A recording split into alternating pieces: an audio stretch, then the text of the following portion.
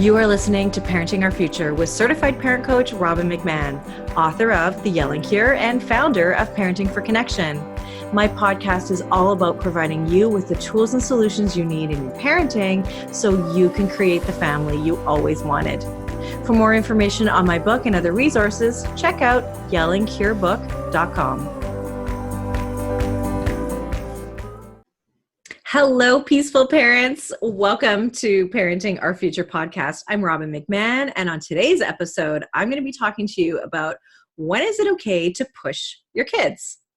So how many of you struggle getting out the door in the morning? Especially when we've got schedules, we've got school to get to, and we've got a timeline. We got to get kids out the door and the clock is ticking, and it feels like the clock is often working against us. Well, I know a lot of parents that really want to make sure that their kids are independent, especially at this time. And that often means that they're pushing their kids to brush their own teeth, get their own hair brushed, and get their own clothes ready, and tie their own shoes, and get their jackets on, right? And sometimes this encouragement ends up in conflict because, let's face it, our kids are distractible, they are distracted, and we need to remind them and remind them and remind them. And this reminding and repeating leads us from going from gentle reminders to agitated, angry, yelling reminders, right? It's easy to lose our temper with so much going on. And the closer we get to the clock being against us and the closer we get to having to leave the house, we get angrier and angrier because we get so anxious. So it just seems like mornings are a battle every single day.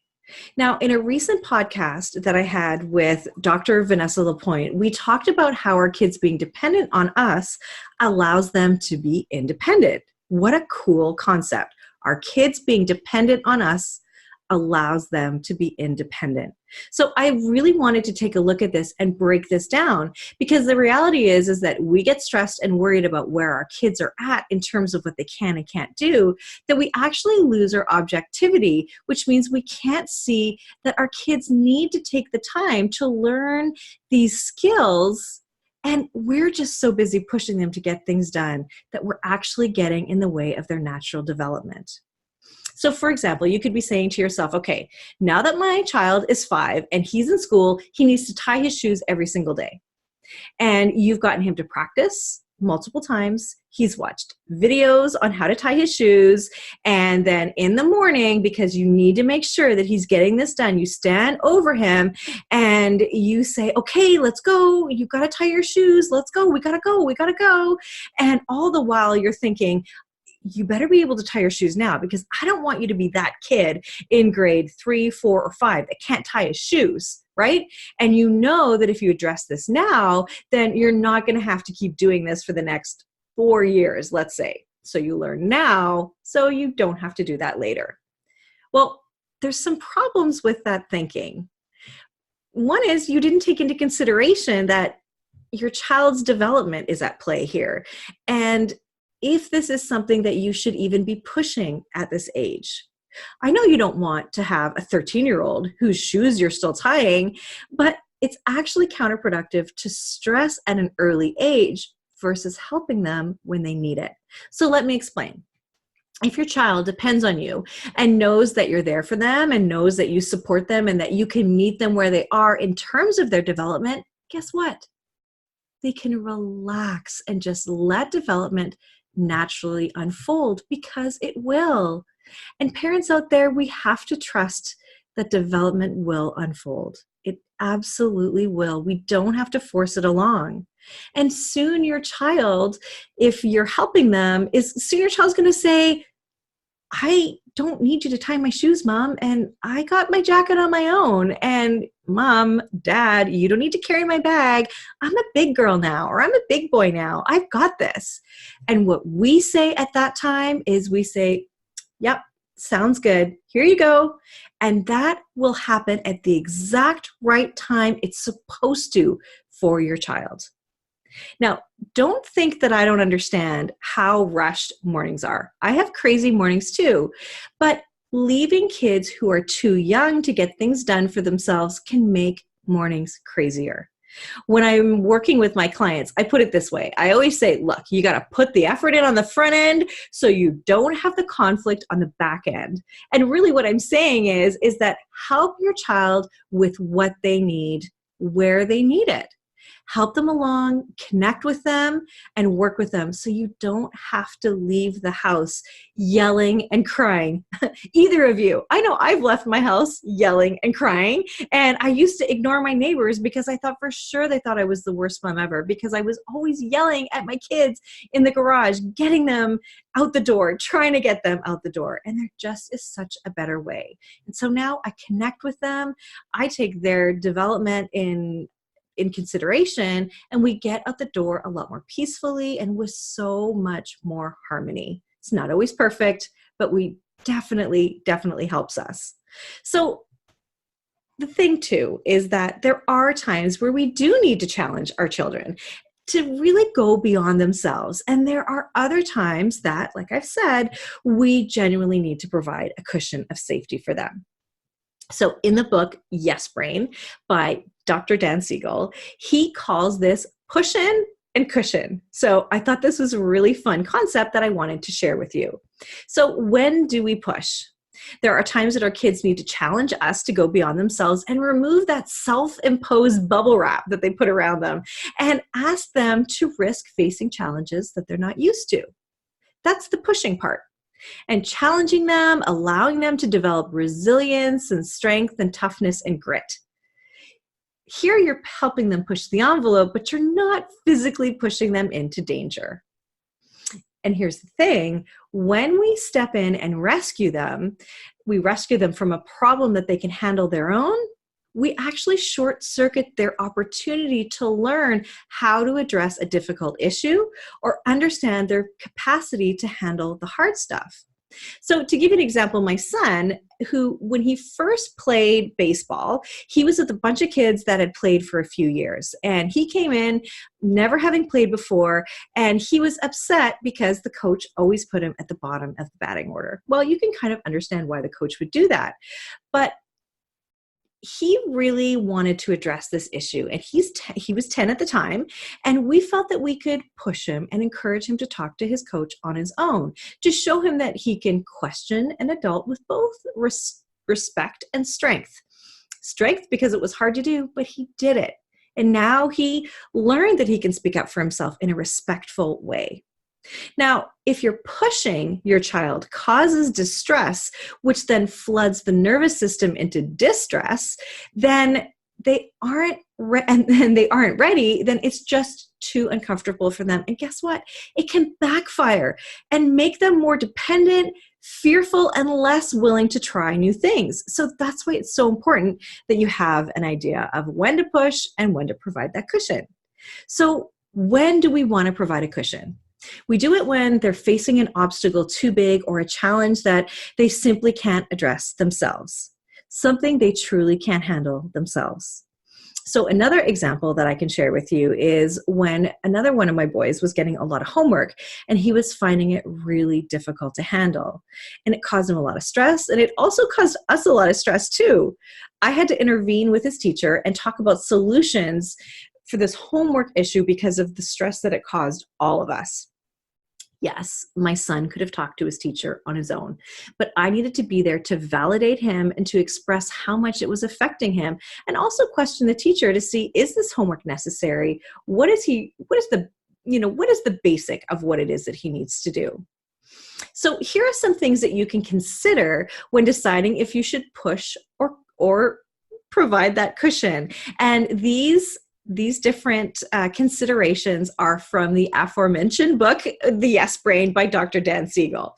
So first ask yourself, what is your child's temperament and developmental stage?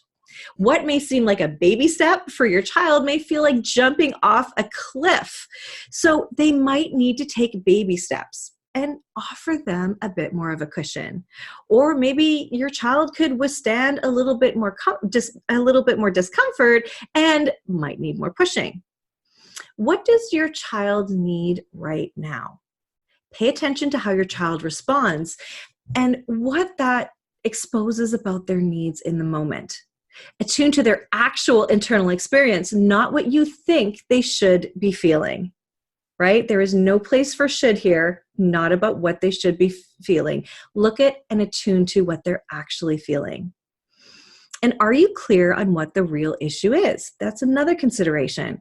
Do you know why your child is resisting facing this obstacle and dealing with this particular challenge? This requires you to talk to your challenge and understand what the real issue is.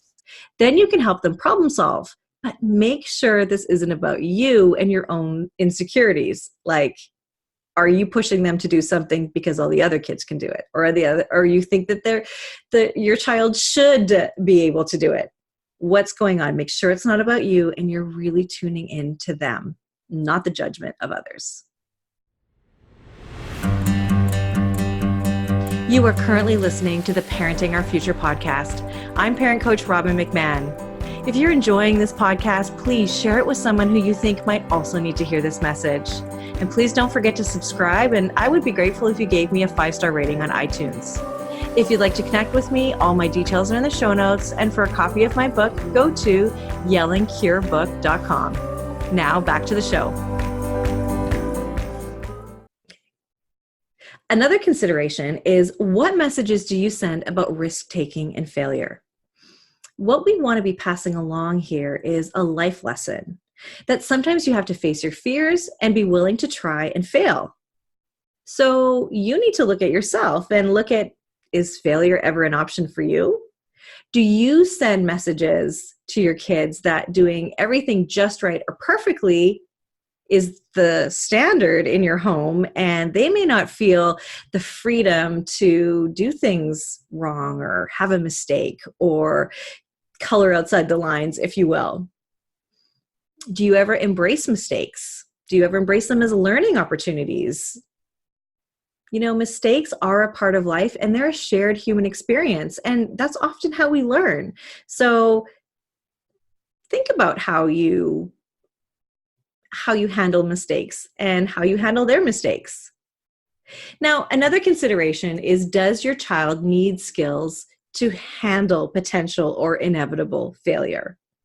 The goal isn't to protect your child from failure, but to build skills that lead to overcoming adversity. Like, something being difficult doesn't mean that there's something wrong with you. What I want you to do in this case is introduce the concept of yet. When your child says, I can't do it, or I'm not ready, invite them to add the word yet. This promotes an attitude of possibility that offers tremendous power and plants the seed for your child that they will be able to succeed and achieve as long as they're willing to prepare themselves to persist and work towards success. One of the most powerful words that you can add to both your child's vocabulary and your vocabulary is the word yet. Yet is a little word that grows a growth mindset and is recommended to complete the phrase, I can't, I won't, it's not possible to. So maybe your kids can't climb the monkey bars, or they can't skate on rollerblades, or spell well, or swim. But if you put yet after all of these, it opens up a space of hope and encouragement. You know, yes, you can say to your child, yes, it's true. You don't know how to ride a bike. You don't know how to ride a bike without training wheels yet. But with practice, you'll get there. There's actually a really cute YouTube video from Sesame Street called The Power of Yet. So I'm going to put that in the show notes, along with those lists of considerations that I just mentioned for whether or not you should push or cushion your child. So here are some ways to use yet. When you say, or your child says, I can't do this yet. This doesn't work yet. I don't know yet. It doesn't make sense yet. And so on. You get the idea, right? After all, there is a difference between not knowing and not knowing yet. I love that. One last thought on this matter, and I want you to think about this. You may feel totally justified in pushing your child to do something, but they're really resistant. What do you do then? Well, this kind of goes back to my earlier comment about making sure this isn't about you. Now, I get questions from parents asking me how to get their kids to do things that they need them to do, but their kids are refusing to do them. Now, here's what I want you to think about. Think about the things that your child is expected to do, things that often lead to frustration and arguments. Could it be that when your child doesn't do what you're demanding, that the problem isn't with your child, but with what you are asking of them? So I know it's kind of a radical idea, but stick with me for a second. And I'm going to repeat that. Could it be that when your child doesn't do what you're demanding, the problem isn't with your child, but it's with what you're asking of them? And I know that there are a lot of parents, because they reach out to me, that are asking for solutions to how to get their child to comply, even without questioning the actual demand. Like, that's not a part of the problem at all. Parents are usually focused on rewards or punishments to get their kids to comply. So, for example, parents will ask, well, how do I get my child to practice piano between lessons? Because it's such a struggle to get her to do that, and it causes us so much friction. We're always fighting about piano practice. But let's ask this instead. If the whole process of playing the piano is excruciating for your child, why are you forcing her to take lessons? Is it for her? Is it for you? The result is a tug of war between you and your child, and she might reject playing any instrument at all and hating the piano as a result. Are you forcing her to play for some external reasons, like you were forced to play as a child and you're doing the same thing to your child? Maybe you actually feel pressure from your own parents that your child should do just like you did. And maybe you feel like your child should play an instrument because it's good for them. Well, what if they don't? Of course, there are things that we expect our kids to do that are clearly reasonable, and it can be up for argument which ones belong in which category. But my main point is that before we go searching for a method to get kids to do what we tell them, we need to consider the value and necessity of our requests, especially if your request is coming up against resistance from your child. Now, please note, in everything that I'm saying, this is not an invitation for your child to walk all over you. In case you're worried that that's what I'm saying, I'm not. You are reinforcing, in this case, if you decide to drop piano lessons because it's just too much of a struggle, that you care about their feelings and needs and what they have to say. And in peaceful parenting, we look at a situation like piano practice as a problem to be solved or an opportunity for teaching, instead of digging our heels in, being inflexible, and making our kids suffer. Because that is something that might not even matter in the long run. The piano playing won't be the issue, and your child may never remember how to learn how to play piano again, but they'll remember the fights, the disconnection, the arguments, the pain that caused. So please give that a thought, because we're all here trying to be more peaceful parents, trying to get more harmony, more connection, and more cooperation. I hope you found this episode helpful. Don't forget to check out the show notes for additional resources, and I will see you in the next episode. Bye for now, everyone.